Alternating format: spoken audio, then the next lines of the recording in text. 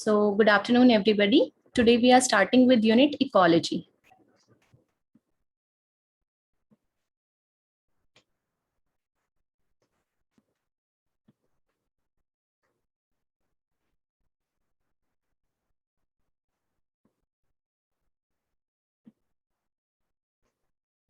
Okay. So, we are starting with unit ecology. ठीक है? Ecology is made up of two Greek words. You can obviously post your doubts in the chat box. Okay. So, ecology is a term that is made up of two Greek words. पहला word मेरा होता है oikos and second word मेरा होता है logia. Oikos का मतलब होता है house. Okay. And logia का मतलब होता है study of life. Study of life.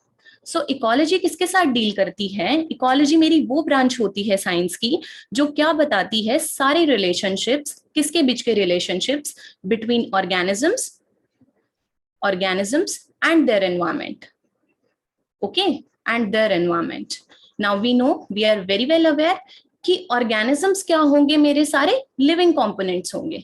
Okay, environment में जो मेरे वेरियस पैरामीटर्स होंगे वो मेरे abiotic factors होंगे.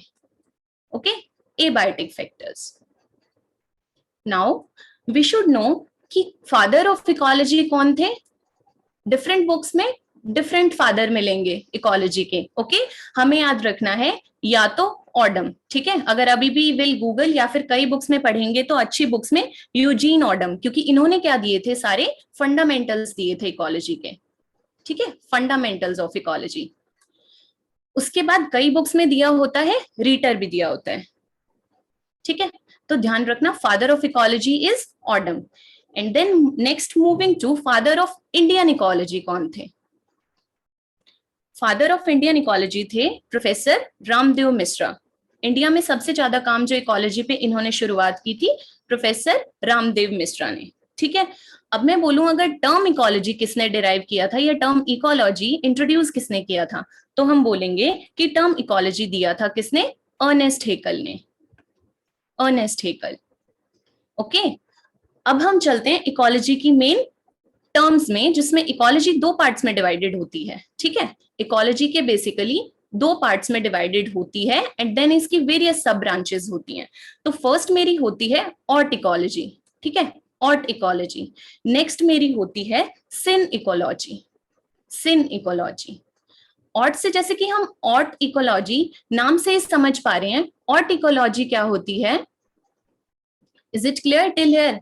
It's clear, right? Now will move to autecology. Autecology का मतलब होता है इंडिविजुअल लेवल पे स्पीशीज की स्टडी करना. ठीक है, मतलब इंडिविजुअल स्पीशीज की. अब इंडिविजुअल स्पीशीज कौन हो सकती है? आप खुद, लाइक ह्यूमन बीइंग हो सकता है. ठीक है, एक काऊ हो सकती है. ठीक है, जब हम इंडिविजुअल लेवल पे स्टडी करते हैं ऑर्गेनिजम्स की तो हम उसे बोलते हैं ऑर्ट इकोलॉजी. ठीक है, जब हम करते हैं कम्युनिटी की स्टडी, जब भी हम a community as a whole, ठीक है, मतलब जब एक कम्युनिटी क्या होती है, जहां पे वेरियस इकोसिस्टम्स होते हैं, जब हम वेरियस इकोसिस्टम्स की स्टडी एक साथ करते हैं जिसे हम क्या बोलते हैं? कम्युनिटी. तो उस लेवल को मैं बोलती हूँ सिन इकोलॉजी. ठीक है, तो हम फिर से एक बार बोलेंगे कि जब हम इंडिविजुअल स्पीशीज की स्टडी करेंगे तो हम उसे बोलेंगे ऑर्ट इकोलॉजी. जब हम कम्युनिटी की स्टडी एज अ होल करेंगे तो उसे हम बोलेंगे synecology. Okay, hope it's clear. Let's move further. उसके बाद इकोलॉजी के वेरियस सब डिसिप्लिन्स हैं. ठीक है, सब डिसिप्लिन्स. क्योंकि इकोलॉजी क्या है, एक बहुत बड़ा ब्रॉड डिसिप्लिन है जिसमें हमें कैसे पढ़ना पड़ता है, इसकी सब ब्रांचेस करके पढ़ना पड़ता है, जिसमें कि मेरी आएगी सबसे पहले पॉपुलेशन इकोलॉजी. ठीक है, पॉपुलेशन इकोलॉजी में मैं क्या पढ़ूंगी, जब अभी मैं लेवल्स ऑफ इकोलॉजी बताऊंगी तब समझ आएगा कि हम इसे ऐसे अलग अलग करके क्यों पढ़ रहे हैं. इसमें हम पढ़ेंगे पॉपुलेशन की ग्रोथ कैसे होती है, सारा population dynamics. Okay, population dynamics सारा पॉपुलेशन इकोलॉजी में. Next we have community ecology. अभी मैंने बताया था कम्युनिटी इकोलॉजी को ब्रॉडली हम क्या बोलते हैं? सिन इकोलॉजी भी बोलते हैं. ठीक है, कम्युनिटी इकोलॉजी। इसमें हम पढ़ते हैं इंटरैक्शन बिटवीन स्पीशीज, ठीक है। जो भी वेरियस कम्युनिटीज अगर एक एरिया में सरवाइव कर रही हैं, है ना, बहुत सारे इकोसिस्टम, इकोसिस्टम ए, इकोसिस्टम बी, इकोसिस्टम सी, इस तरीके से वो एक दूसरे के ऊपर कैसा इंपैक्ट डालेंगे, है ना, कि वो एक दूसरे के लिए साइनर्जिस्टिक इफेक्ट होगा, एंटागोनिस्ट इफेक्ट होगा, या कमेंसेलिज्म होगा, या वो कंपीट करेंगे, है ना, या फिर एक दूसरे को जीरो इंटरैक्शन के साथ एक पॉजिटिव एक नेगेटिव इस तरीके से, या वो कंपीट करेंगे, अमेंसेलिज्म होगा, कमेंसेलिज्म होगा, ये सब हम पढ़ेंगे कम्युनिटी इकोलॉजी में। नेक्स्ट मेरी आएगी इकोसिस्टम इकोलॉजी, ठीक है, जिसमें हम सारे पढ़ेंगे मेरे फूड चेन, एनर्जी का फ्लो, ये मेरी मेन होती है सबसे, जिसमें मैं न्यूट्रिएंट साइक्लिंग भी पढ़ूंगी, ठीक है। Hope it's clear. तो अभी हम स्टार्ट करेंगे इकोसिस्टम इकोलॉजी से। Before that let's study what are the levels of ecology. Levels of ecology, ठीक है। तो इकोलॉजी के बहुत सारे लेवल्स होते हैं जिसे हमें अरेंज करना होता है। तो फर्स्ट लेवल मेरा क्या होगा, अगर हम खुद से ही लगा के चलेंगे, है ना, अपने आप को कंसिडर करें, तो फर्स्ट लेवल मेरा होता है इंडिविजुअल लेवल। ओके, किससे स्टार्ट करेंगे? फर्स्ट होता है इंडिविजुअल। सबसे पहले इंडिविजुअल आया, इसमें आप ग्रुप ऑफ इंडिविजुअल्स कंसिडर करो या सिर्फ एक इंडिविजुअल कंसिडर करो। जैसे अभी मैंने बताया था, एक ह्यूमन बीइंग को हम इंडिविजुअल ले लेंगे, या फिर एक सिंगल काउ की स्पीशीज को हम इंडिविजुअल ले लेंगे, या फिर एक सिंगल मॉस्किटो को हम इंडिविजुअल ले लेंगे, ठीक है। इसका मतलब होता है वन ऑर्गेनिज्म। इंडिविजुअल के बाद जो नेक्स्ट लेवल आता है वो मेरा आता है स्पीशीज। स्पीशीज क्या होती हैं? स्पीशीज वो ग्रुप ऑफ इंडिविजुअल्स होती हैं जो एक दूसरे के साथ क्या कर सके, इंटरब्रीड करके न्यू ऑफस्प्रिंग प्रोड्यूस कर सकें, ठीक है। उसके बाद स्पीशीज के बाद हमारे पास आती है पॉपुलेशन, ठीक है। मतलब जो ग्रुप ऑफ स्पीशीज एक दूसरे के साथ एक जगह पे रह रही होती हैं within a place within a given time, that is known as population. Okay, so group of species is called as population. Let's move further. जब पॉपुलेशन के ग्रुप की हम स्टडी करेंगे तो हम उसको बोलेंगे कम्युनिटी, ठीक है। तो हम उसको बोलेंगे कम्युनिटी। कम्युनिटी में वेरियस पॉपुलेशंस हो सकती हैं जो एक एक जगह पे एक साथ रह रही होती हैं। कम्युनिटी को हम दूसरे वर्ड्स में क्या बोल देते हैं, कभी कभी लाइफ असेंबलीज भी बोलते हैं। नेक्स्ट वी हैव कम्युनिटी के बाद इकोसिस्टम्स। इकोसिस्टम्स ही मेरे structural and functional unit of ecology होते हैं, ठीक है। I hope it's clear. Next after ecosystems we have landscape. Okay, landscape. अब ग्रुप ऑफ इकोसिस्टम्स क्या होता है? लैंडस्केप होता है, ठीक है। After landscape we have biomes. Biomes को कभी कभी हम रीजन भी बोल देते हैं, ठीक है। उसके बाद अल्टीमेटली हमारा क्या आ जाता है, सबसे ब्रॉडेस्ट लेवल मेरा आता है बायोस्फीयर। अगर हमसे पूछा जाए कि लोएस्ट लेवल ऑफ ऑर्गेनाइजेशन, जिस तरीके से सेल क्या होता है, structural and functional unit of life होता है, इसी तरह से जो मेरा इंडिविजुअल है ये मेरा कैसा लेवल है, लोएस्ट लेवल ऑफ ऑर्गेनाइजेशन होगा, ठीक है, लोएस्ट लेवल ऑफ ऑर्गेनाइजेशन। इसी तरीके से बायोस्फीयर मेरा हाईएस्ट लेवल ऑफ ऑर्गेनाइजेशन है, किसका, इकोलॉजी का, ठीक है। क्योंकि बायोस्फीयर के अंदर क्या आएगा, मेरा एयर, मेरा लैंड, मेरा वाटर, सब कुछ है ना, वाटर के marine sources, fresh water sources, everything, ये सारा किसके अंदर आएगा, मेरा बायोस्फीयर के अंदर आएगा। अब हम चलते हैं इकोसिस्टम्स की तरफ। आई गेस यहां तक सबको क्लियर है, किसी को कोई डाउट है तो I will repeat. Now let's move to ecosystems. तो अभी हम बात कर रहे थे ना कि सेल क्या होता है, structural and functional unit of life. इसी तरीके से जो मेरा इकोसिस्टम होता है वो क्या होता है, इकोलॉजी की स्ट्रक्चरल एंड फंक्शनल यूनिट होता है, ठीक है, स्ट्रक्चरल एंड फंक्शनल यूनिट। तो मैं क्या बोल सकती हूँ, इकोसिस्टम्स क्या हो सकते हैं मेरे। अब इकोसिस्टम इतना सा भी हो सकता है कि एक छोटा सा पॉन्ड है, इसमें कुछ ही फिशेस सरवाइव कर रही हैं, ठीक है, कुछ फिशेस हैं। फिर मैं बात करूं एक बड़े लेवल के इकोसिस्टम की, मतलब कि मेरा ओशियन, मेरा सी, जहां पे कोरल्स भी हैं, लार्ज फिशेस भी हैं, फाइटोप्लैंक्टॉन्स भी हैं, जू प्लैंक्टॉन्स भी हैं, मेरे बेंथोस भी हैं। तो ये भी क्या है, मेरा एक इकोसिस्टम है। तो मैं बोल सकती हूँ इकोसिस्टम मेरा स्मॉल स्केल वाले लेवल पे भी हो सकता है और लार्ज स्केल वाले लेवल पे भी हो सकता है, ठीक है। तो इकोसिस्टम्स क्या होते हैं मेरे, जहां पे लिविंग कंपोनेंट्स, और नॉन लिविंग कंपोनेंट्स। ठीक है, एक दूसरे के साथ इंटरैक्ट करते हैं और सराउंडिंग के साथ इंटरैक्ट करते हैं। ठीक है, तो लिविंग कंपोनेंट्स क्या होंगे मेरे? Biotic components.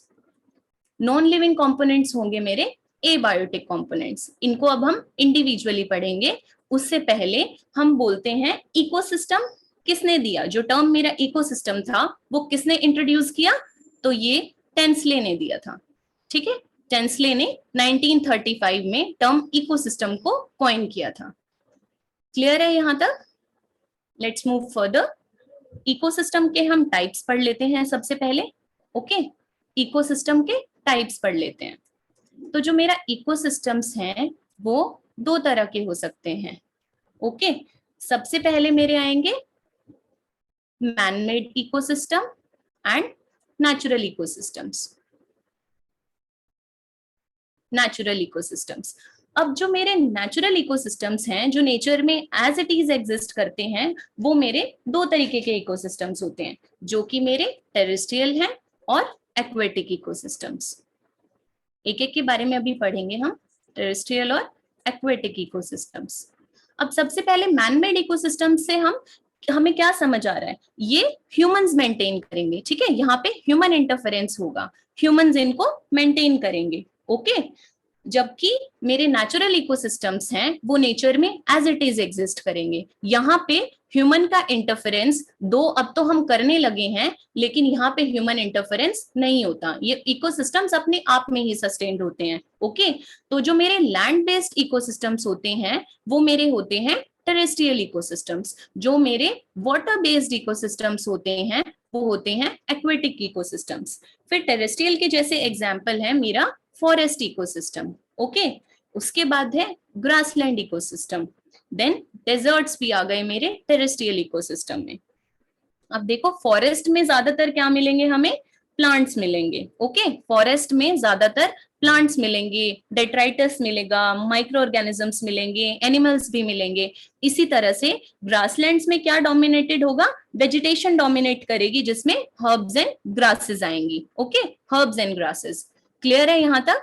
उसके बाद डेजर्ट्स में क्या आएगा? ये मेरे ड्राई रीजन्स होते हैं जहां पे लिटल या no rainfall, very little rainfall. ठीक है, एरिड रीजन्स। उसके बाद टुंड्रा भी मेरे कैसे हैं? Terrestrial ecosystems. टुंड्रा में क्या होता है? टुंड्रा में डिवॉइड ऑफ ट्रीज, ये भी ट्रीलेस होते हैं या बहुत कम ट्रीज होंगे कोल्डर क्लाइमेट्स में। ठीक है, यहाँ पे भी रेनफॉल बहुत स्कैर्स होती है। इनको एक एक को हम डिटेल में करेंगे लेटर ऑन। अभी के लिए टेरेस्ट्रियल इकोसिस्टम समझ लो। ठीक है, जो लैंड बेस्ड इकोसिस्टम्स हैं। उसके बाद एक्वेटिक मेरे वाटर बेस्ड इकोसिस्टम्स हैं, जिसको मैं फर्दर क्लासिफाई कर सकती हूँ मेरे फ्रेश वाटर में और मरीन वाटर में। ठीक है, फ्रेश वाटर इकोसिस्टम्स होंगे मेरे और मरीन इकोसिस्टम्स होंगे। अब फ्रेश वाटर में कौन से आएंगे मेरे? Lotic and लेंटिक। Lotic and लेंटिक। ठीक है, फ्रेश वाटर इकोसिस्टम्स में आ जाएंगे लोटिक एंड लेंटिक। लोटिक कौन से होते हैं और लेंटिक कौन से होते हैं? लोटिक में होता है जो फ्लो करेंगे। ठीक है, ओ से याद रखेंगे हम, ओ एंड ओ। इसका मतलब जो वाटर बॉडीज, मेरी फ्रेश वाटर की वाटर बॉडीज जो क्या कर सकती हैं? जो बहती हैं। ठीक है, फॉर एग्जाम्पल मेरे रिवर्स आ गए, मेरी स्ट्रीम्स आ गई। ठीक है, रिवर्स एंड स्ट्रीम्स।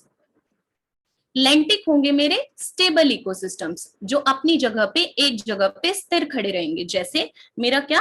पोंड, कोई भी स्टैंडिंग लेक है मेरी। ठीक है, तो ये सारे आएंगे मेरे लेंटिक वाटर बॉडीज में। ठीक है, उसके बाद मरीन में क्या होगा? सैलिनिटी का रोल आता है। ठीक है, तो जैसे मरीन के अंदर आ जाएंगे ओशियंस आ गए, सी आ गए। ठीक है, एस्चुरीज आ गई, एस्चुरीज आ गई।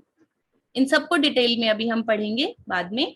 इसके बाद हम फर्दर, आई गेस यहाँ तक क्लियर होगा। किसी को कोई डाउट है तो मैं रिपीट करती हूँ। यहाँ पे मेरे इकोसिस्टम के टाइप्स खत्म हो गए। ठीक है, ओके। इसके बाद चलते हैं हम स्ट्रक्चर एंड फंक्शनिंग। जब हम इकोसिस्टम इकोलॉजी पढ़ते हैं तो इसमें मुझे पढ़ना क्या होता है? इकोसिस्टम का स्ट्रक्चर पढ़ना होता है, उसके बाद उसके फंक्शंस पढ़ने होते हैं, है ना? कि इकोसिस्टम्स का रोल क्या है, कि हम इकोसिस्टम पढ़ रहे हैं तब से उनका एक्चुअल रोल क्या है। तो सबसे पहले हम इकोसिस्टम स्ट्रक्चर की बात करेंगे। स्ट्रक्चर में मेरे आएंगे बायोटिक एंड एबायोटिक कंपोनेंट्स। ठीक है, हम इसे टेबल की फॉर्म में पढ़ लेते हैं। इकोसिस्टम है, ओके, इसके biotic components and abiotic components. मैंने बताया था बायोटिक कौन से कंपोनेंट्स होते हैं मेरे, लिविंग कंपोनेंट्स होते हैं। एबायोटिक कंपोनेंट्स मेरे नॉन लिविंग कंपोनेंट्स होते हैं। ठीक है, अब हम स्टार्ट करते हैं एबायोटिक फैक्टर्स। इसको मैं फर्दर क्लासिफाई कर सकती हूँ 4 पार्ट्स में। ठीक है, हम इसी टेबल के साथ ही हम एबायोटिक और बायोटिक कंपोनेंट्स को पढ़ लेंगे कंप्लीट डिटेल्स। फर्स्ट मेरा क्या आ जाएंगे, क्लाइमेटिक फैक्टर्स आ जाएंगे। क्लाइमेटिक फैक्टर्स क्या क्या डिफाइन कर सकते हैं हम, जैसे क्या हो गए मेरे, रेन हो गई, ठीक है, लाइट हो गई, मेरी विंड हो गई, मेरे टेम्परेचर हो गया। ठीक है, ये होते हैं मेरे climatic factors, temperature, precipitation.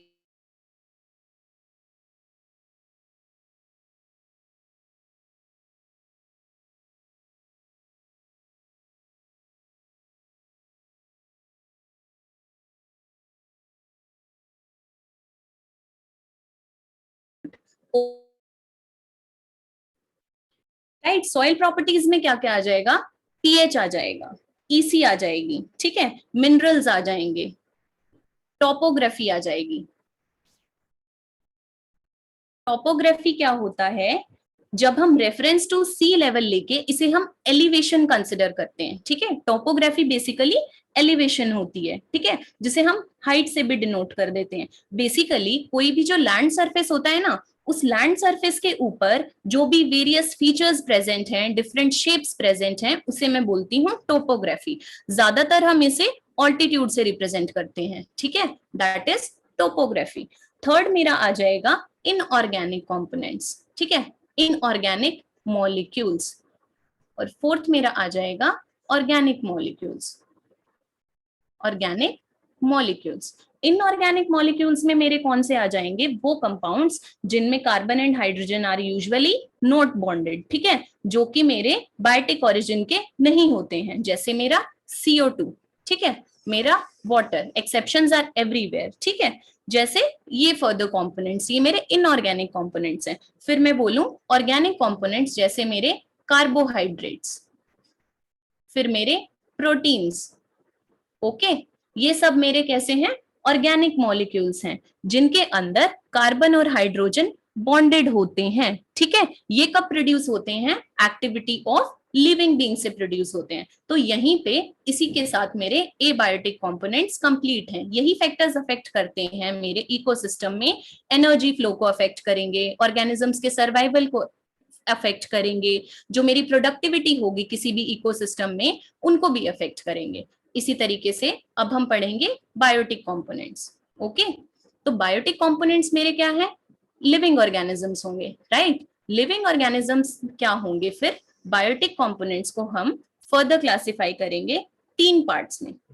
First मेरे होंगे प्रोड्यूसर्स, ठीक है, सेकंड मेरे होंगे कंज्यूमर्स, और थर्ड मेरे होंगे सैप्रोफाइट्स या डिकम्पोजर्स। ठीक है, डिकम्पोजर्स। यहां तक क्लियर है सभी को। अब देखो प्रोड्यूसर्स में जब हम एनर्जी फ्लो करेंगे तो हम और अच्छे से पढ़ेंगे कि कैसे sun is the only source of energy. Okay okay okay, ठीक है। तो बायोटिक कंपोनेंट्स मैं फिर से बता देती हूँ एक बार। एबायोटिक कंपोनेंट्स मेरे कौन से कंपोनेंट्स होते हैं, नॉन लिविंग कंपोनेंट्स होते हैं, ठीक है। अब उसमें क्या है, फर्स्ट मेरे क्लाइमेटिक फैक्टर्स थे, जैसे रेनफॉल हो गई, लाइट हो गई, विंड हो गया, टेम्परेचर हो गया, ठीक है। इनके बारे में इतना हमें नहीं पढ़ना है। जब हम फर्दर ऑर्गेनिजम्स की अडेप्टेशंस पढ़ेंगे, फिर हम पढ़ेंगे कि टेम्परेचर में जैसे मुझे पता होना चाहिए यूरीथर्मल एंड स्टीनोथर्मल क्या होते हैं, कि जो वाइड रेंज और नैरो रेंज को कर पाएंगे। अभी के लिए हम क्लाइमेटिक फैक्टर्स पे ध्यान देते हैं, ओके। उसके बाद मेरे होते हैं एडाफिक फैक्टर्स। ये बेसिकली क्या होती हैं, सॉइल की प्रॉपर्टीज होती हैं जो एक रीजन की डाइवर्सिटी को अफेक्ट करेंगी ऑर्गेनिजम्स की, ओके।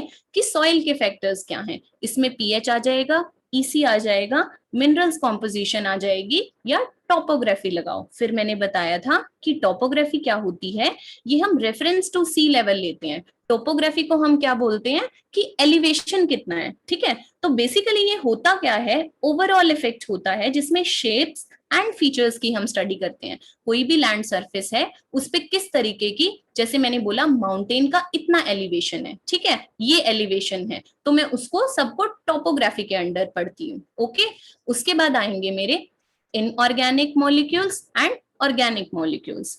ऑर्गेनिक मॉलिक्यूल्स मेरे बायोटिक ओरिजिन के मॉलिक्यूल्स होते हैं, ठीक है, जो लिविंग सिस्टम्स प्रोड्यूस करते हैं।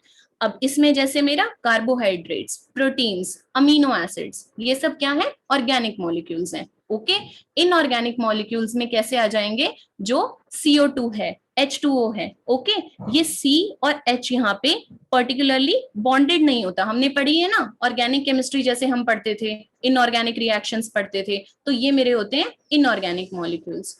इसके बाद हम पढ़ रहे थे बायोटिक कंपोनेंट्स क्या होते हैं। तो मैंने बायोटिक कंपोनेंट्स को 3 पार्ट्स में डिवाइड किया है। फर्स्ट मेरे होते हैं प्रोड्यूसर्स, ठीक है, सेकंड मेरे होते हैं कंज्यूमर्स, थर्ड मेरे होते हैं डीकंपोजर्स।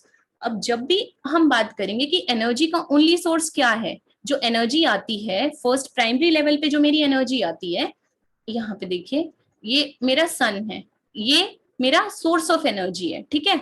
सोर्स ऑफ एनर्जी से जो सबसे पहले सन की एनर्जी को केमिकल एनर्जी में जो कन्वर्ट करते हैं वो कौन है, मेरे प्लांट्स होते हैं, ठीक है। तो मैं बोलूंगी ये मेरा फर्स्ट लेवल हो गया जहां पे एनर्जी का यूटिलाइजेशन हुआ, ठीक है। फिर प्लांट्स को किसी हर्बीवोर ने खाया। ओके, हर्बीवोर जैसे मेरा डियर है। ओके, तो ये मेरा सेकेंड लेवल ऑफ एनर्जी हुआ। फिर डियर को किसी छोटे कार्निवोर ने खाया।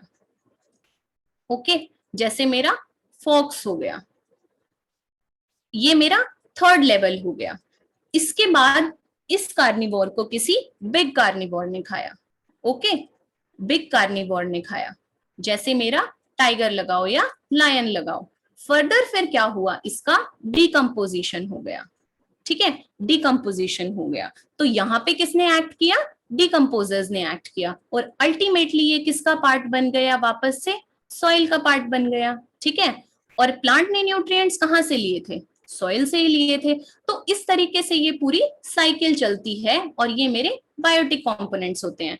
हम हर एक को अलग अलग देखते हैं। सबसे पहले मेरे प्रोड्यूसर्स, प्रोड्यूसर्स में कौन आएंगे, जो सन की एनर्जी को यूटिलाइज करेंगे, बेसिकली मेरे ऑटोट्रॉफ्स, ठीक है। कौन होंगे प्रोड्यूसर्स, ऑटोट्रॉफ्स, जो अपना खाना खुद बनाएंगे by the process of photosynthesis.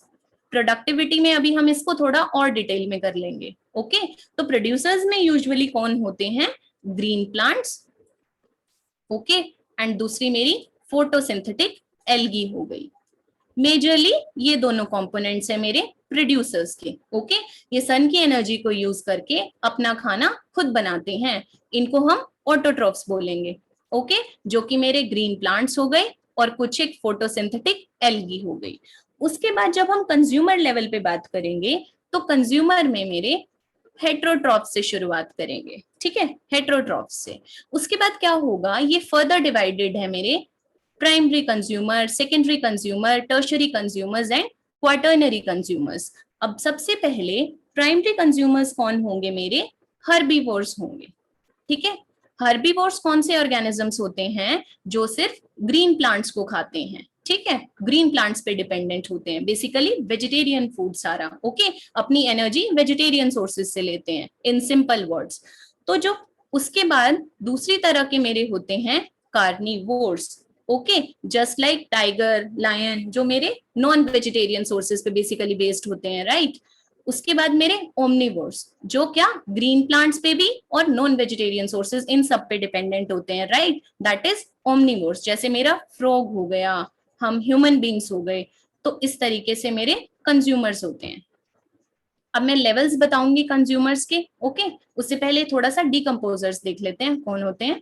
Decomposers हमें पता है मेरे सैप्रोफाइट्स होते हैं, ठीक है। सैप्रोफाइट्स बेसिकली किस पे डिपेंडेंट होते हैं, सारे डेड एंड डिकेइंग मैटर पे, डेड एंड डिकेइंग मैटर पे, डेड एंड डिकेइंग मैटर। तो इसमें कौन कौन आ जाएगा डिकम्पोजर्स में, बैक्टीरिया आ जाएंगे, है ना, फंजाई आ जाएगी, और हमारे सबसे कॉमन अर्थवॉर्म्स भी मेरे क्या होते हैं, डिकम्पोजर्स होते हैं, अर्थवॉर्म्स। उसके बाद कभी कभी हम कंफ्यूज हो जाते हैं कि लिटर क्या होता है और डेट्राइटस क्या होता है। तो एक बात हमेशा ध्यान रखनी है कि जो लिटर होता है वो हमेशा सरफेस पे होगा, ठीक है, जो सूखे पत्ते पड़े हैं किसी भी फॉरेस्ट में, ठीक है, वो मेरा किसका पार्ट है, सारा वो मेरा लिटर होगा, ठीक है। जो भी सारा ऑर्गेनिक मैटर है, जो भी सारा ऑर्गेनिक मैटर सरफेस पे पड़ा है, ठीक है, सरफेस पे, जैसे मेरी फॉलन लीव्स हो गई, ठीक है, सॉइल सरफेस पे जो फॉलन लीव्स हैं, या कोई ऑर्गेनिजम्स की डेथ हो गई है और वो ऑर्गेनिजम्स पड़े हैं, या उनका एक्सक्रीटा है, ओके, जो सरफेस पे पड़ा होगा, जो डिकम्पोज कर रहा होगा अभी, वो लिटर होगा, okay, above the soil surface. और वहीं पे जो डेट्राइटस होता है मेरा, वो कहाँ पे मिलेगा, जो organic matter below soil surface होता है, ठीक है, जो ऑर्गेनिक मैटर कहाँ होगा, बिलो सॉइल सरफेस। अभी तक किसी को कोई डाउट, क्लियर है यहां तक, बिलो सॉइल सरफेस, ओके। ये इसको कौन डिग्रेड करता है, डेट्रीवोर्स करते हैं, जैसे हमें पता है अर्थवॉर्म्स वगैरह, ठीक है, या कुछ एल्गी हो गई, या कुछ फंजाई हो गई, ठीक है। तो यहाँ पे कौन इसको डिग्रेड करेंगे, जो डिकम्पोजर सॉइल सरफेस के अंदर प्रेजेंट है, ठीक है, ओके। तो यहाँ पे हमारा स्ट्रक्चर कंप्लीट होता है इकोसिस्टम्स का। अभी तक किसी को कोई डाउट है तो पूछ लो, वरना कंज्यूमर्स में मैं जो बता रही थी, अब देखो यहाँ पे क्या है, प्लांट्स मेरे क्या हुए, प्रोड्यूसर्स हुए, राइट। अब प्रोड्यूसर्स के बाद जो भी ऑर्गेनिज्म प्लांट को कंज्यूम कर रहे हैं, है ना, तो प्लांट मेरे प्रोड्यूसर्स हुए। अब जो फर्स्ट लेवल है वो प्रोड्यूसर्स का आया, लेकिन पहला कंज्यूमर कौन हुआ, डियर हुआ। डियर ने एनर्जी किससे ली, इस वाले प्रोड्यूसर से ली, राइट, इस वाले प्लांट से ली। तो मैं इसको बोलूंगी ये मेरा प्राइमरी कंज्यूमर हुआ, ठीक है, ये मेरा प्राइमरी कंज्यूमर हुआ। बट इसके बाद क्या है, कार्निवोर ने हर्बीवोर को खाया, ठीक है, स्मॉल कार्निवोर ने क्या किया, इस हर्बीवोर को खाया। तो ये मेरा कंज्यूमर लेवल कैसा हुआ, ये फॉक्स क्या हुई, सेकेंडरी कंज्यूमर हुई, ठीक है, जिसने किसको कंज्यूम किया है, प्राइमरी कंज्यूमर को कंज्यूम किया है, ऑल राइट। उसके बाद जो मेरा ये बिग कार्निवोर है, जैसे मेरा टाइगर लायन, इन्होंने फिर फर्दर क्या किया, फॉक्स को खाया। तो ये मेरा कैसा कंज्यूमर हुआ, टर्शरी कंज्यूमर, ओके। अगर इसी में एक और लेवल ऐड हो जाता, अगर हम कोई बर्ड्स वाली फूड चेन देखते इस तरीके से, तो फिर हमारा क्वाटरनरी का भी यहाँ पे इंट्रोड्यूस करते हम, ओके। इस तरीके से मेरा स्ट्रक्चर ऑफ इकोसिस्टम कंप्लीट हुआ। अभी तक किसी को कोई डाउट है तो चैट बॉक्स में लिख सकते हो,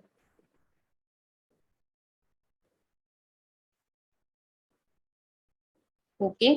कोई डाउट नहीं है तो let's move to the functioning of ecosystem.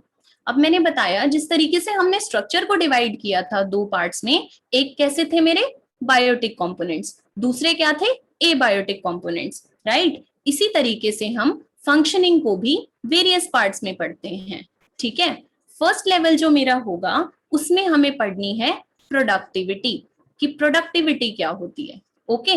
Next level जो पढ़ना है वो होगा डिकम्पोजिशन, ठीक है, डिकम्पोजिशन। थर्ड में पढ़ूंगी energy flow, okay, okay. Third में पढ़ूंगी सी लेवल से क्यों लेते हैं, टोपोग्राफी। मैंने क्या बताया कि टोपोग्राफी होती क्या है, टोपोग्राफी में सारा रेफरेंस बोला मैंने कि रेफरेंस टू सी लेवल लेते हैं। जैसे अब तुम कोई माउंटेन की हाइट को मेजर कर रहे हो, वो किस तरीके से मेजर करोगे, हमेशा कोई सी लेवल तो लेके हाइट हम मेजर करेंगे ना। तो इसीलिए मैंने बोला कि with reference to sea level हम इसको मेजर करते हैं, ठीक है। जैसे आपकी माउंटेन्स हैं, हिल्स हैं, इनको अदरवाइज कैसे लोगे, कोई डैम्स हैं, तो इसीलिए हम हमेशा इनमें सी लेवल को जस्ट रेफरेंस लेते हैं, उसके ऊपर से मेजर करते हैं हाइट, मेरा मतलब ये था, ओके। अगर ये आपका सी लेवल है, आसपास ये माउंटेन है, तो जब मैं इसके ऑल्टीट्यूड को मेजर करूंगी तो मैं सी लेवल के ऊपर से करूंगी, है ना, सी की डेप्थ को छोड़ के करूंगी, रिपीट, ओके। डेट्राइटस मैं दोबारा बता देती हूँ। ये देखो मैंने क्या बताया था, लिटर क्या होता है, ये देखो ये कोई भी फॉरेस्ट है, आपको क्लियर है, अगर नहीं क्लियर है तो एक बार फिर सुनो। जैसे ये कोई सी है, ओके, और मुझे कोई ऑल्टीट्यूड मेजर करना है। मैंने टोपोग्राफी क्या बताया था, सारे शेप्स एंड फीचर्स किसी भी लैंड सरफेस के, ठीक है, डिफरेंट शेप्स। अगर हम एग्जांपल किसी हिल का ले रहे हैं, ओके, तो वहां पे ये सी लेवल है, ओके, सी लेवल से ऊपर ही तो हाइट मेजर करोगे। अब सी लेवल के नीचे का ये थोड़ी पोर्शन लेते हैं हम हमेशा, इसीलिए हम सी लेवल से ऊपर की चीजें कंसिडर करते हैं, राइट, अगर मुझे हाइट मेजर करनी है, इसीलिए मैंने ऐसा बोला। नेक्स्ट हम चलते हैं लिटर एंड डेट्राइटिस पे। ओके, ओके देन, लिटर क्या होता है, जो भी मेरे सरफेस के ऊपर चीजें पड़ी हैं। ये देखो, हमें पता है कि जो अर्थ फॉर्म सबसे बेस्ट कौन से होते हैं, जो सॉइल में अप टू 1 सेंटीमीटर तक डीप अच्छे होते हैं, है ना, क्योंकि वो जल्दी डिग्रेड करते हैं और फिर उनका एक्सक्रीटा हमें अच्छा मैन्योर की तरह यूज करते हैं। उसे भी छोड़िए, ये देखिए, ये कोई फॉरेस्ट है, ठीक है, ये फॉरेस्ट की लीव्स गिर रही हैं यहाँ पे, ओके, ये लीव्स गिर रही हैं, और इस फॉरेस्ट में ये एक डियर था, ओके, ये डियर का फीकल मैटर है सारा, ओके, और ये फॉलन लीव्स हैं, ये उसका फीकल मैटर है, और यहाँ पे एक किसी डियर की डेथ हो गई है।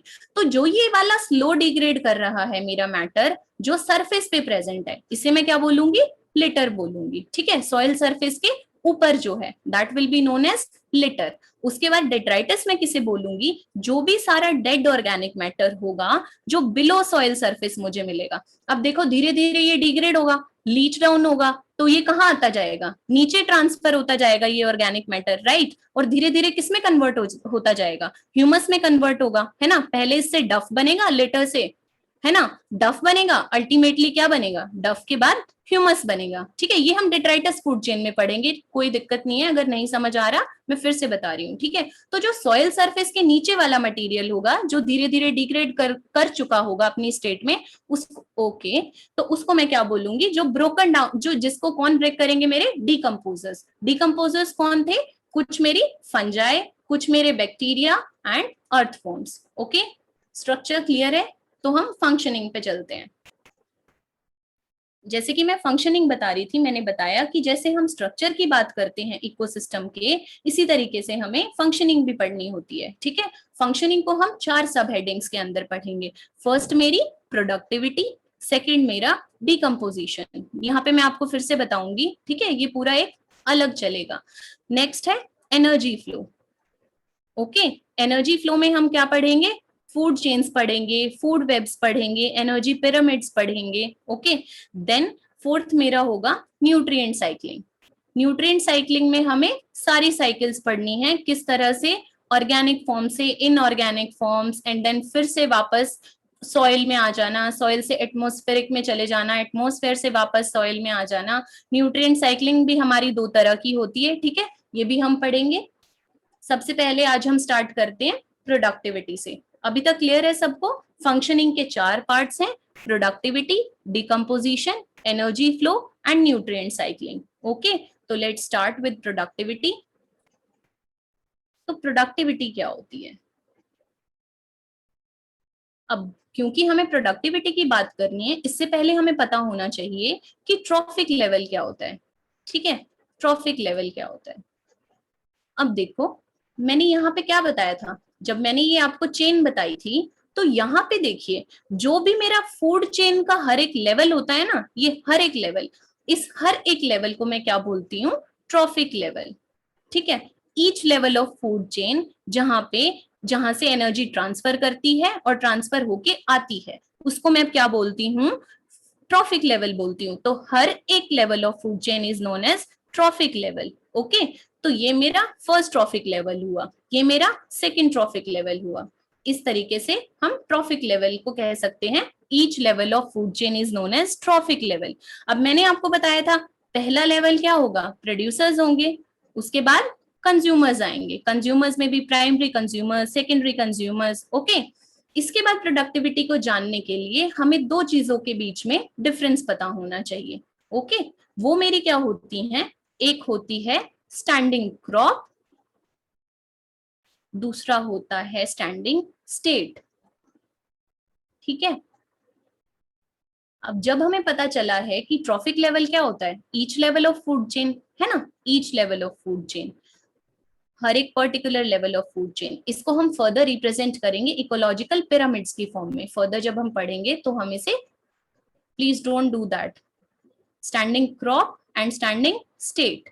ठीक है, अब देखो स्टैंडिंग क्रॉप्स, क्रॉप्स मेरी क्या होती हैं, लिविंग मटेरियल होता है ना, हमें पता है कि क्रॉप्स क्या होती हैं, लिविंग स्टेट होती है, लिविंग मटेरियल्स होते हैं किसी भी फील्ड में। तो जब मैं बोलूंगी स्टैंडिंग क्रॉप तो मैं हमेशा बोलूंगी living matter. Okay, living matter, living matter को मैं बायोमास भी बोलूंगी। ओके, या तो लिविंग मैटर या फिर बायोमास। तो इसको हम कैसे डिफाइन करेंगे कि जो भी अमाउंट या क्वांटिटी ऑफ लिविंग मैटर होता है हर एक ट्रॉफिक लेवल पे। Okay, the amount of living matter या बायोमास जो भी एक इकोसिस्टम के अंदर प्रेजेंट होता है एक पर्टिकुलर ट्रॉफिक लेवल पे इन अ गिवन टाइम। ठीक है, trophic level in a given time.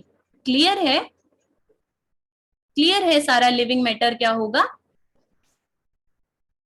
अब इस लिविंग मैटर का कोई सर्कुलेशन नहीं होगा, मेरा मतलब ये है स्टैंडिंग क्रॉप क्या होगी, क्रॉप्स मेरी लिविंग मटेरियल होती हैं, राइट। इससे ऐसे याद रखना कि जितना भी सारा मेरा लिविंग मैटर होता है जिसको मैं क्या बोल सकती हूँ, बायोमास भी बोल सकती हूँ। तो जितना बायोमास हर एक ट्रॉफिक लेवल पे with in a given time in a given area present होता है उसे मैं बोलूंगी standing crop. Okay, I am repeating again, क्योंकि हमने प्रोडक्टिविटी स्टार्ट करा है तो हमें क्या पता होना चाहिए ट्रॉफिक लेवल्स क्या होते हैं। तो मैंने बताया हर एक लेवल ऑफ फूड चेन, मतलब मेरा प्रोड्यूसर्स क्या है, फर्स्ट ट्रॉफिक लेवल है, उसके बाद मेरे प्राइमरी कंज्यूमर्स क्या हैं, सेकेंड ट्रॉफिक लेवल है, सेकेंडरी कंज्यूमर्स मेरे थर्ड ट्रॉफिक लेवल है। ओके, तो हर एक जो फूड चेन का लेवल होता है उसे मैं बोलूंगी ट्रॉफिक लेवल। ओके, तो क्योंकि प्रोडक्टिविटी पढ़नी है तो पता भी होना चाहिए कि प्रोडक्टिविटी में हमें मेजर क्या चीज करनी होती है, क्या पूरे ऑर्गेनिजम्स प्रोडक्टिविटी बताएंगे या वहां पे कितने न्यूट्रिएंट्स हैं वो प्रोडक्टिविटी बताएंगे। तो इस तरीके से हमें प्रोडक्टिविटी में पता होना चाहिए कि स्टैंडिंग क्रॉप क्या होता है और स्टैंडिंग स्टेट क्या होता है। तो मैं बता रही थी स्टैंडिंग क्रॉप क्या होता है, जितना भी मेरा लिविंग मैटर प्रेजेंट होता है। लिविंग मैटर को मैं दूसरी टर्म्स में क्या डिफाइन कर सकती हूँ कि जितना भी वहां पे बायोमास प्रेजेंट है in a given area in a particular trophic level within a given time, वो मेरा क्या होगा, स्टैंडिंग क्रॉप होगा। ठीक है, जितना भी मेरा लिविंग मैटर है वो सारा स्टैंडिंग क्रॉप होगा। यहां तक किसी को कोई डाउट, क्लियर है। ओके, अब स्टैंडिंग स्टेट क्या है फिर, अब जब सारा लिविंग मैटर ही मेरा स्टैंडिंग क्रॉप हो गया, बायोमास हो गया, तो फिर स्टैंडिंग स्टेट क्या होता है।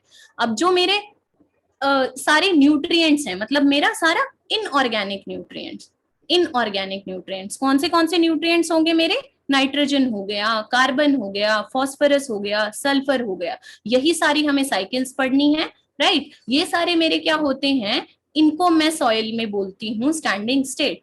ठीक है, जो भी मेरा नॉन लिविंग मैटर होगा, ओके, नॉन लिविंग मैटर होगा उसे मैं बोलूंगी स्टैंडिंग स्टेट। ठीक है, ये क्या करता है, ये सर्कुलेट करता रहता है, एक बार लिविंग के अंदर जाएगा फिर वापस नॉन लिविंग कंपोनेंट्स में आ गया। ठीक है, ऑर्गेनिजम्स ने कंज्यूम किया किसी और फॉर्म में, फिर वापस सॉइल में आ गया, फिर सॉइल से फिर से किसी प्लांट ने कंज्यूम किया, प्लांट को एनिमल्स ने खाया, फिर फर्दर एनिमल्स के एक्सक्रीटा से वापस सॉइल में आ गया। तो ये क्या होता रहता है, सर्कुलेट होता रहता है। ठीक है, तो स्टैंडिंग स्टेट को कैसे डिफाइन कर सकते हैं कि जितना भी अमाउंट ऑफ इनऑर्गेनिक न्यूट्रिएंट्स होते हैं जैसे कार्बन, नाइट्रोजन, फास्फोरस, ये सब क्या होंगे, मेरे स्टैंडिंग स्टेट का पार्ट है।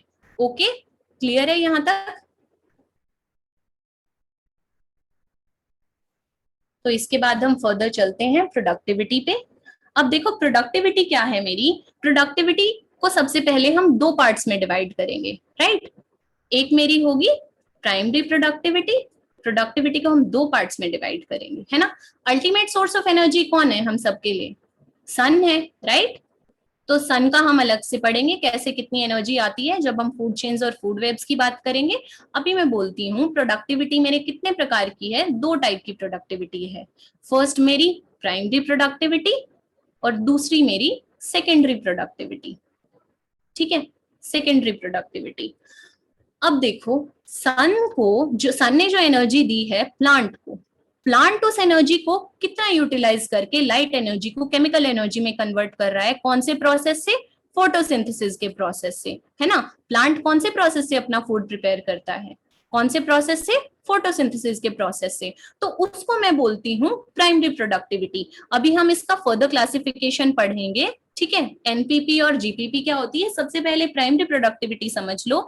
तो ये वो अमाउंट ऑफ ऑर्गेनिक मैटर या बायोमास होता है जो पर यूनिट एरिया, है ना, हमेशा हम इसको कैसे पढ़ेंगे, पर यूनिट एरिया। किसी भी इकोसिस्टम में हम इसे पर यूनिट एरिया और पर यूनिट टाइम पढ़ते हैं, ठीक है, जितने भी ओवर अ टाइम पीरियड।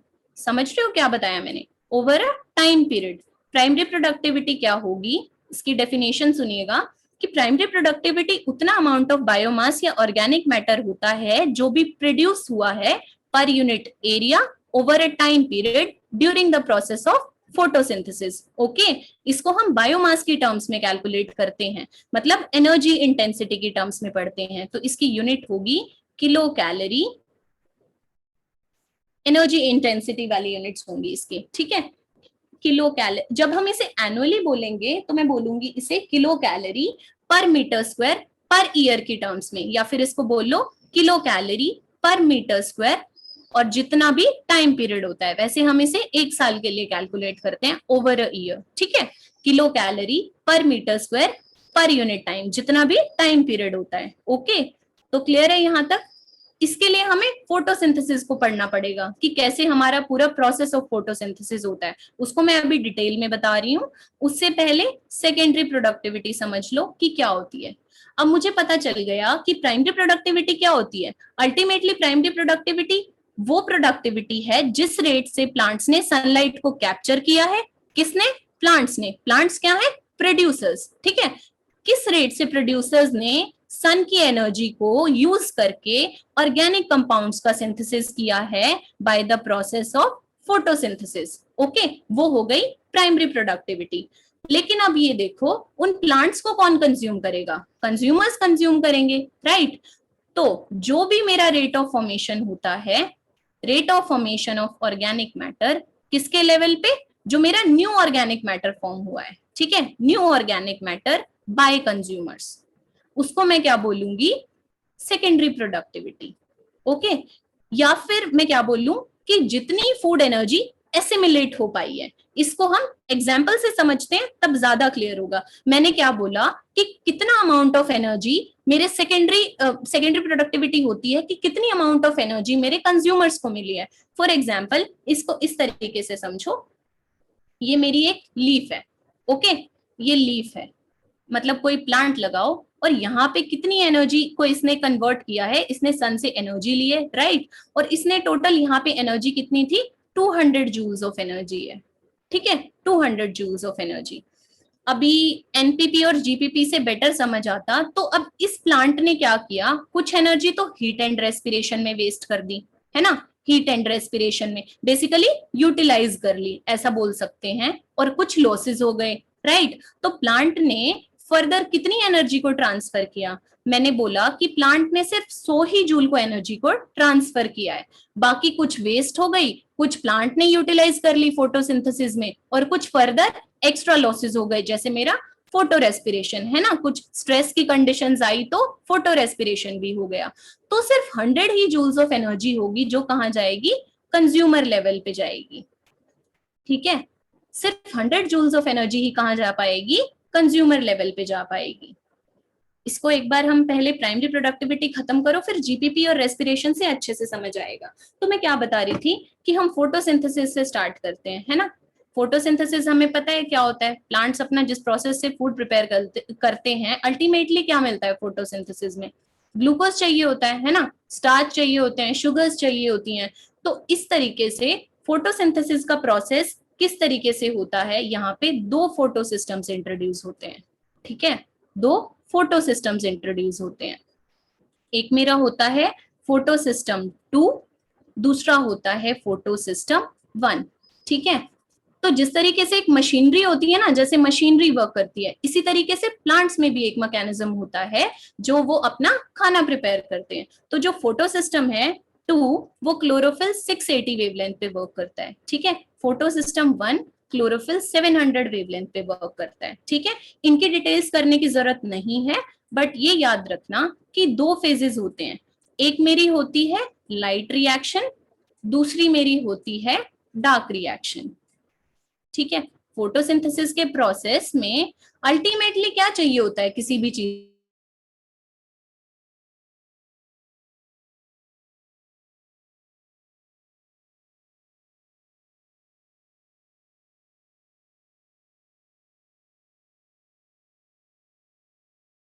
चीज को।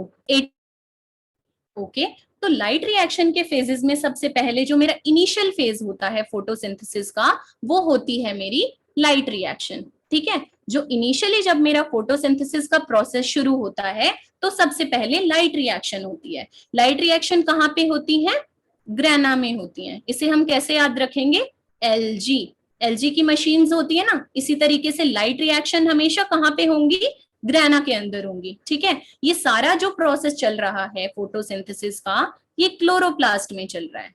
ठीक है, क्लोरोप्लास्ट के अंदर चल रहा है। वहां पे मेरे दो फोटो सिस्टम है। एक मेरा फोटो सिस्टम 2 है जो वेवलेंथ क्लोरोफिल 680 पे ऑपरेट करता है। दूसरा मेरा फोटो सिस्टम 1 है जो क्लोरोफिल 700 वेवलेंथ पे ऑपरेट करता है। ओके, और जो मेरा फोटोसिंथेसिस है उसमें दो तरीके की रिएक्शन होंगी।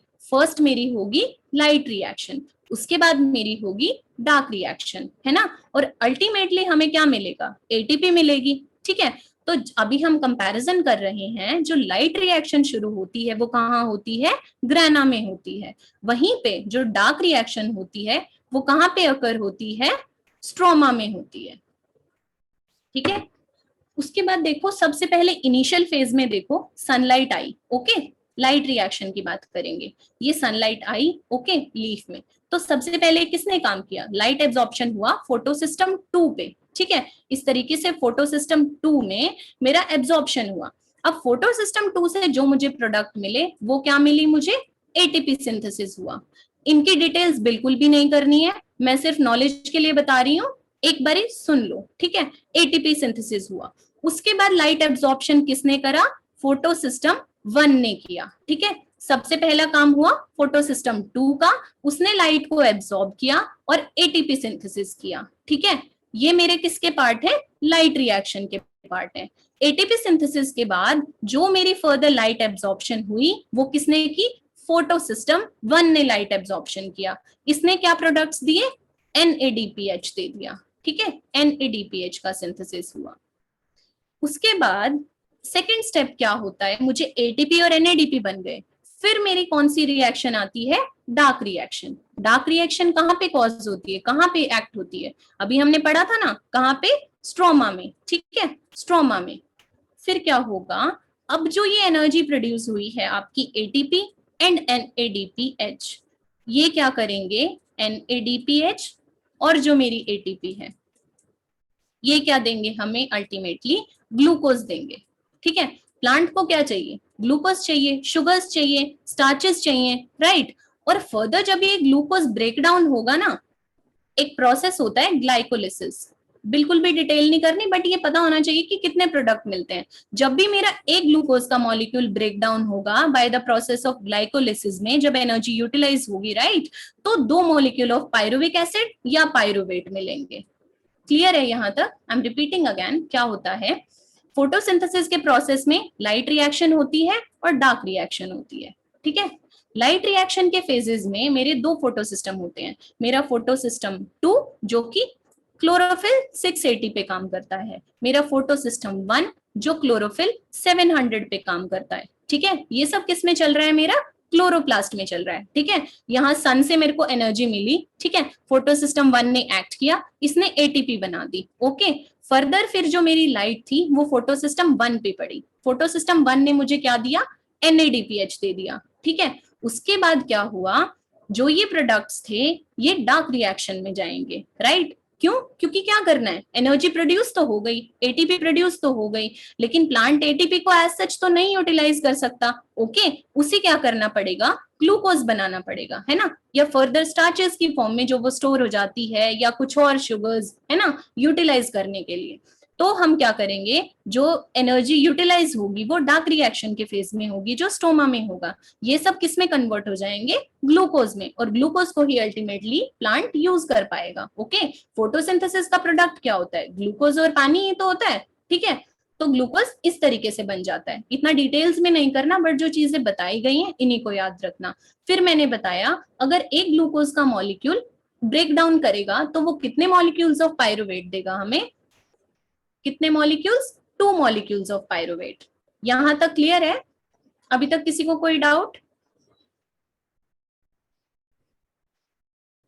किसी को कोई डाउट है तो प्लीज पूछ लीजिए, क्योंकि इनकी डिटेल्स हमें नहीं करनी है, बस हमें ये पता होना चाहिए था कि डार्क रिएक्शन कहाँ पे होती है, लाइट रिएक्शन कहाँ पे होती है, तभी हम प्रोडक्टिविटी पढ़ पाएंगे अच्छे से। ओके, सो चलिए चलते हैं कि फर्दर प्राइमरी प्रोडक्टिविटी कौन से दो पार्ट्स में डिवाइडेड है।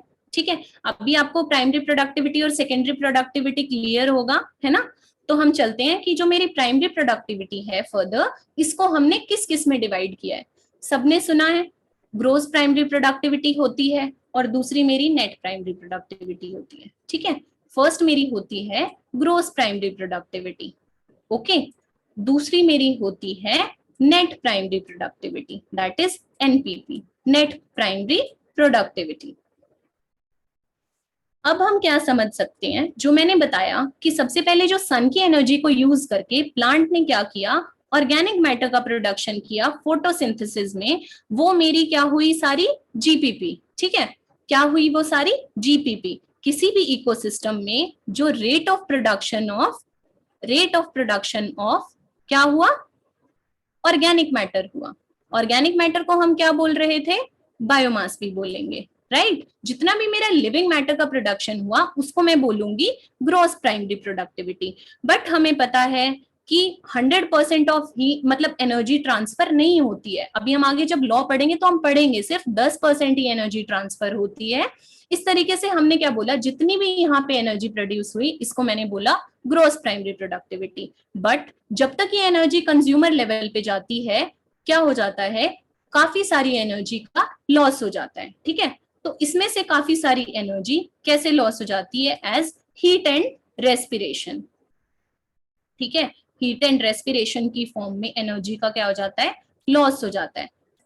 लॉस नहीं कहेंगे इसे हम, मतलब जो एनर्जी प्लांट ने यूटिलाइज कर ली, राइट। तो जीपीपी को प्लांट यूटिलाइज करता है रेस्पिरेशन के प्रोसेस में, ओके, रेस्पिरेशन के प्रोसेस में।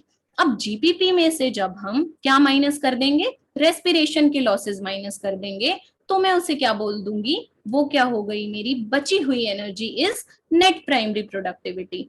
अब इसको कैसे डिफाइन करूं, अब जो प्लांट से फर्दर एनर्जी जो कंज्यूमर्स कंज्यूम कर रहे थे वो कितनी पहुंच पाएगी, नेट प्राइमरी प्रोडक्टिविटी। तो इसको मैं बोलूंगी ये वो अवेलेबल बायोमास होता है, so this is known as available biomass for consumption by heterotrophs, okay, for consumption by heterotrophs या फिर डिकम्पोजर्स, है ना, कंजम्पशन बाय हेट्रोट्रॉफ्स या डिकम्पोजर्स।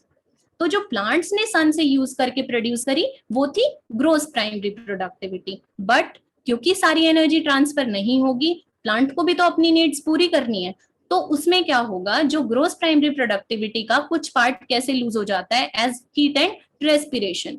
तो उसके बाद जो बची हुई एनर्जी है उसको मैं बोलती हूँ नेट प्राइमरी प्रोडक्टिविटी। इसको कैसे डिफाइन करेंगे, कि जो भी अवेलेबल बायोमास होता है किसके कंजम्पशन के लिए, कंज्यूमर्स के लिए, राइट। कंज्यूमर्स कौन हो जाएंगे, मेरे हेट्रोट्रॉफ्स हो जाएंगे, डिकम्पोजर्स हो जाएंगे। ठीक है, तो उसको मैं बोलूंगी एनपीपी, ओके। तो जीपीपी टोटल क्या हो गई मेरी, जीपीपी को अगर मैं पूरा बोलना चाहूं तो टोटल एनर्जी क्या हुई है, NPP plus respiration, right, NPP plus respiration.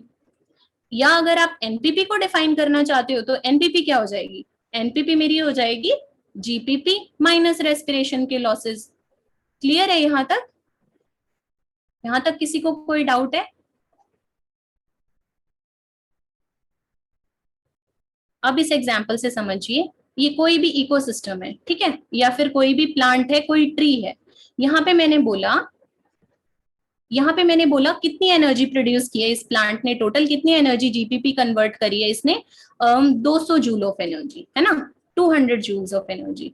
अब मैंने बोला कि जो हीट एंड रेस्पिरेशन से लॉसेस हुए, हीट एंड रेस्पिरेशन से लॉसेस हुए वो 10 जूल्स हो गए, ठीक है, 10 जूल्स हो गए। अब फर्दर जो एनपीपी बची है वो कितनी हो गई, तो ये टोटल मेरी जीपीपी थी, right, gross primary productivity 200 joule. तो मैं बोलूंगी कितनी एनर्जी आगे गई है, सिर्फ 190 जूल्स ऑफ एनर्जी, राइट। अब इस 190 जूल्स ऑफ एनर्जी में कैसे डिवीजन होगा, अब ये देखिए। अब इस लीफ को किसने खाया, कैटरपिलर ने खाया, ठीक है, कैटरपिलर कंसिडर करते हैं हम। किसी कैटरपिलर ने क्या किया, इस लीफ को खाया। ओके, तो कैटरपिलर के अंदर किस तरीके से एनर्जी का डिस्ट्रीब्यूशन होगा? अब सबसे पहले क्या है यहाँ पे, ये कैसी एनर्जी हुई? अब ये सेकेंडरी प्रोडक्टिविटी हुई, ठीक है। लेकिन हमें पता है कि सारी एनर्जी तो यहाँ पे भी यूटिलाइज नहीं होगी, सिर्फ कुछ ही परसेंटेज ऑफ एनर्जी ट्रांसफर होता है। ये सिर्फ मैं लेम वैल्यूज बता रही हूँ अभी के लिए, ठीक है, सिर्फ समझाने के लिए। तो अब कैटरपिलर पे अगर 190 जूल्स ऑफ एनर्जी आई थी, तो कैटरपिलर में किस तरीके से एनर्जी डिस्ट्रीब्यूट होगी? ये देखो, रेस्पिरेशन के लॉसेस होंगे, राइट, यहाँ पे भी रेस्पिरेशन के लॉसेस होंगे। फिर कुछ एनर्जी, मतलब मैक्सिमम एनर्जी फीकल मैटर में चली जाएगी, ठीक है, और कुछ एनर्जी फिर टिश्यूज ने यूज की है। तो जैसे समझ लेते हैं, 30 जूल ऑफ एनर्जी टिश्यूज में आई है, further 100 joule of energy faecal matter में चली गई, और जो 70 जूल ऑफ एनर्जी थी, 70 जूल्स ऑफ एनर्जी रेस्पिरेशन में चली गई, लॉस हो गया एनर्जी का। तो टिश्यूज को कितनी मिली? सिर्फ 30 जूल्स ऑफ एनर्जी। ओके, ये कोई फिक्स्ड वैल्यूज नहीं है, मैंने सिर्फ समझाने के लिए बताया कि ये थी मेरी प्राइमरी प्रोडक्टिविटी, जहां पे मैंने क्या बोला, ये टोटल जीपीपी था, ठीक है, जिसमें से मेरी एनपीपी क्या बची, जब मैंने रेस्पिरेशन के लॉसेस को माइनस कर दिया, जो कि मेरा 10 जूल्स था। उसके बाद जो बची हुई एनर्जी थी वो मेरी एनपीपी थी, ठीक है, एनपीपी नेट प्राइमरी प्रोडक्टिविटी। अब यहाँ कंज्यूमर कौन हुआ? कैटरपिलर हुआ, ठीक है। तो कैटरपिलर ने इस एनपीपी को लिया, तो इस तरीके से ये मेरी सेकेंडरी प्रोडक्टिविटी हुई। अब फर्दर इस कैटरपिलर को जो खाएगा, ये एनर्जी फर्दर इसी तरीके से डिस्ट्रीब्यूट हो जाएगी टर्शरी लेवल पे। ओके, किसी को कोई डाउट है यहाँ तक?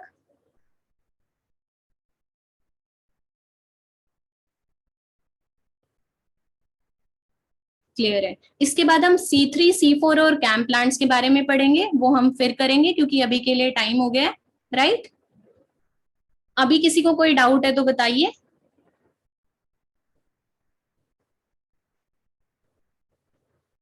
ओके देन, कल हम फिर कंटिन्यू करेंगे अपना, फिर हमारा प्रोडक्टिविटी खत्म हो जाएगा, राइट। हमें फोटो रेस्पिरेशन पढ़ना है, C3, C4 और कैम पाथवे पढ़ेंगे। उसके बाद हम क्या करेंगे, प्रोडक्टिविटी का ऑर्डर देखेंगे। मैं इमेजेस के साथ आपको दिखाऊंगी कि किस तरीके से कहाँ पे प्रोडक्टिविटी मैक्सिमम होती है, मतलब एक्वेटिक वाटर बॉडीज में कैसे होती है, लैंड पे कैसे होती है। तो इस तरीके से हम प्रोडक्टिविटी का सीक्वेंस देखेंगे। Okay okay.